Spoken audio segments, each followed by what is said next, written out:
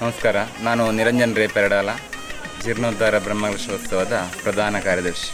ಪೆರಡಾಲ ಶ್ರೀ ಉದನೇಶ್ವರ ದೇವಸ್ಥಾನ ಕುಂಬಳೆ ಸೀಮೆಯ ಅತ್ಯಂತ ಪುರಾತನವೂ ಪ್ರಾಚೀನವಾದ 5ನೇ ಕ್ಷೇತ್ರವಾಗಿದೆ. ಈಗಾಗಲೇ ಕಳೆದ 3 ವರ್ಷಗಳಿಂದ ಶ್ರೀ ಕ್ಷೇತ್ರದ ಜೀರ್ಣೋದ್ಧಾರ ಕಾರ್ಯಗಳು ಪ್ರಾರಂಭಗೊಂಡು ಈಗ ತಾನೇ ಮುಕ್ತಾಯ ಹಂತಕ್ಕೆ ತಲುಪಿ ಅಂದಾಜು 4 ಕೋಟಿಯಷ್ಟು ನವೀಕರಣ ಕೆಲಸ ಕಾರ್ಯವನ್ನು ಮುಗಿಸಿ ಬ್ರಹ್ಮಕಲಶೋತ್ಸವದ ಸಿದ್ಧತೆಯಲ್ಲಿ ನಾವೆಲ್ಲರೂ ಇದ್ದೇವೆ. ಈಗಾಗಲೇ ವ್ಯವಸ್ಥೆಗಳು ಕೊನೆಯ ಹಂತಕ್ಕೆ ತಲುಪಿದೆ.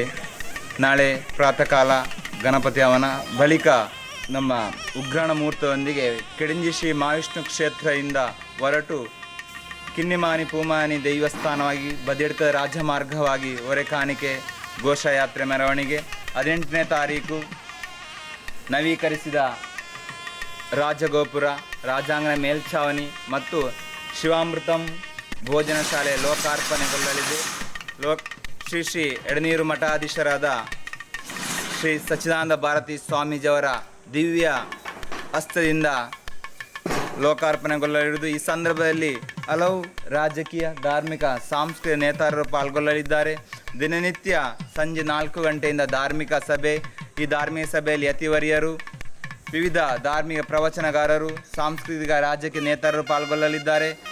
2 ವೇದಿಕೆಯಾಗಿ ನಟರಾಜ ವೇದಿಕೆ ಮತ್ತು ಕೈಲಾಸ ವೇದಿಕೆಯಲ್ಲಿ ವಿವಿಧ ಸಾಂಸ್ಕೃತಿಕ ಕಾರ್ಯಕ್ರಮ, ಯಕ್ಷಗಾನ, ಭರತನಾಟ್ಯ, ವಯಲಿನ್ ಹೀಗೆ ವಿವಿಧ ಸಾಂಸ್ಕೃತಿಕ ಕಾರ್ಯಕ್ರಮಗಳು 2 ವೇದಿಕೆಯಲ್ಲಾಗಿ ನಡೆಯಲಿದೆ. ಅದೇ ರೀತಿ ಶಿವಾಮೃತಂ ಭೋಜನ ಶಾಲೆಯಲ್ಲಿ ಬರುವಂಥ ಎಲ್ಲ ಭಕ್ತರಿಗೂ ಬೆಳಗಿನ ಉಪಹಾರ, ಮಧ್ಯಾಹ್ನದ ಭೋಜನ, ಸಂಜೆಯ ಉಪಹಾರ, ರಾತ್ರಿ ಉಪಹಾರ ಭೋಜನ ವ್ಯವಸ್ಥೆಯನ್ನು ಈಗಾಗಲೇ ಕಲ್ಪಿಸಲಾಗಿದೆ. ಅಂದಾಜು 3 ಲಕ್ಷದಷ್ಟು ಭಕ್ತರು 12 ದಿವಸಗಳಲ್ಲಾಗಿ ಪಾಲ್ಗೊಳ್ಳಲಿದ್ದಾರೆ. 23ನೇ ತಾರೀಕು ಪ್ರಾತಃಕಾಲ ಶ್ರೀದೇವರ ಪ್ರತಿಷ್ಠೆ, 26ನೇ ತಾರೀಕು ಶ್ರೀ ಶ್ರೀ ಎಡನೀರು ಮಠಾಧೀಶರಾದ ಸಚ್ಚಿದಾನಂದ ಭಾರತಿ ಸ್ವಾಮೀಜಿಯವರ ದಿವ್ಯ ಉಪಸ್ಥಿತಿಯಲ್ಲಿ ಶಾಸ್ತ್ರ ಕಲಶಾಭಿಷೇಕ, ಬ್ರಹ್ಮ ಕಲಶಾಭಿಷೇಕ. 27 ಮತ್ತು 28ನೇ ತಾರೀಕು ವಾರ್ಷಿಕ ಉತ್ಸವ.